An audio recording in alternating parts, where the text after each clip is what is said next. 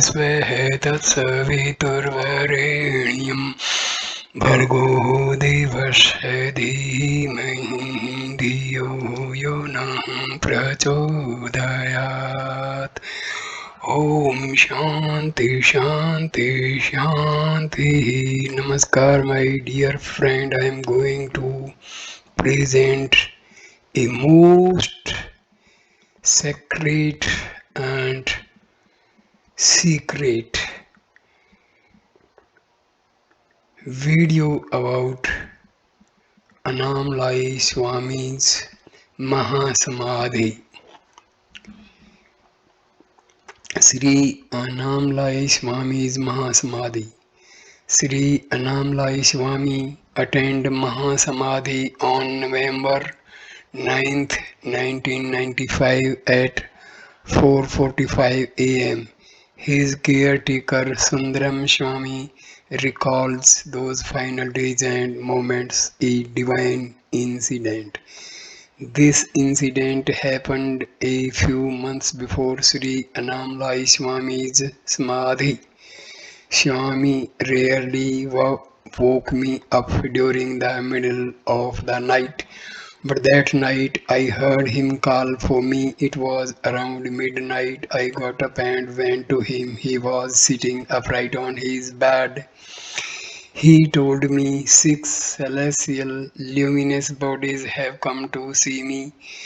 They are standing here with garlands to bless me before my samadhi. They have been waiting for a few minutes now. I wanted you to see it. I looked around. I strained my eyes as much I could, but I did not see them. I asked Swami again where they were. They are right here, 3 here and 3 on this side. I tried my best to focus but was unable to see them. Then Swami asked me to sit down, so I sat down, trying to still my mind. About 10 minutes passed this way. Sri Annamalai Swami then stood up and told me, they have gone now. You can get up. I thought it would be good if my Sisya should Hari darshan of them. It is okay in your current state. Pakkuvam, you could not see them. They were of woolly, udal bodies of light golden in color. But the fact that when they came, you sat here is itself a great blessing. That is an Mahasamadhi. For some time now, Swami had asthma trouble which worsened during the winter months. His overall health was declining and the 89-year-old body has become extremely weak, so we thought it would be good if we stayed awake at night by his side in case he needed any assistance. Myself and another devotee, Gabriel Batchelor, he would later translate this book, Living by the Words of Bhagwan, into French, decided to take turns to stay awake at night by Swami's side. Each would sleep for 1 hour and be awake for the next hour while the other slept.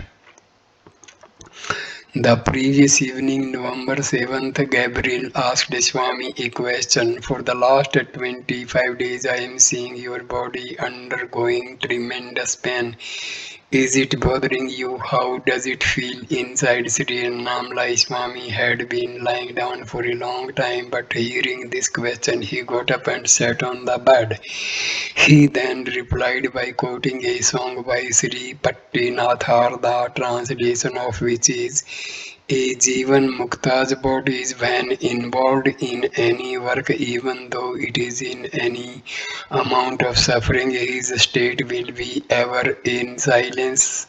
Swami sang that verse and gave us an explanation. In an ocean, you will see a lot of waves, but deep down there is a constant peace. Like that, there is no suffering inside. Then he asked me to translate it to Gabriel. The next day, November 8th, 1995, was passed mostly in silence. At night, we took turns as usual. Early next morning, November 9th, around 4:30 a.m. I went to sleep while Gabriel started his hour at Swami's side, but soon he woke me up. Sundaram, Sundaram. I got up and looked at Sri Annamlai Swami. He was pointing at something. He was pointing at the chair next to him. He was indicating that he wanted to sit on the chair. We slowly helped him get him from the bed and sit on the chair. I stood behind the chair and was holding Swami's head and chest while Gabriel was in front of him. A few minutes passed in silence. Around 4:45 a.m. Sri Annamla Swami attended Samadhi on November 9th, 1995. He had remained conscious till the last breath. A great Jivan Mukta had left this earthly body to merge with Brahma. Dr. Azagappan was called after getting his confirmation. Telegrams were sent out to inform devotees. We performed the last rites, including an abhishekam. I still remember how his open eyes were filled with light and grace. Devotees who came for darshan of Sri Annamlai Swami's divine body also felt that light and grace in his eyes. It was a great blessing to be at Swami's side when he attained Mahasamadhi. Prabhu, Prabhu, Prabhu.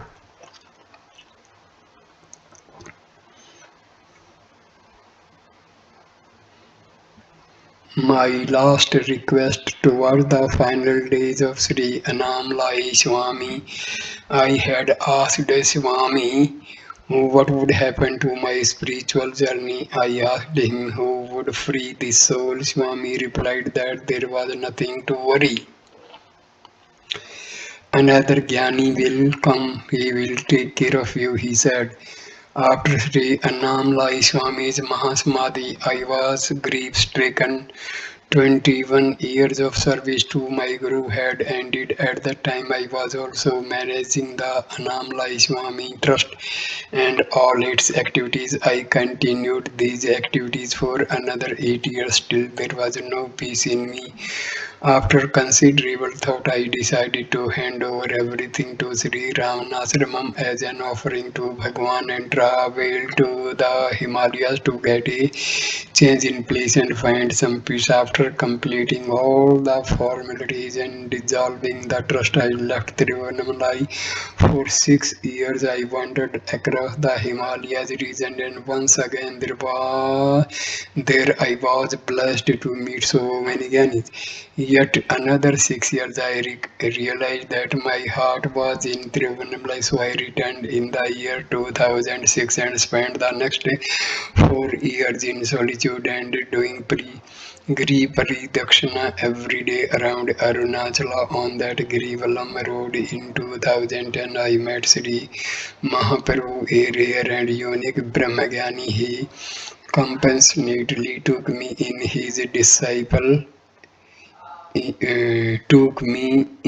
as his disciple and has been guiding me ever since, just as Swami Sri Annamlai Swami had told me before he attained Mahasamadhi.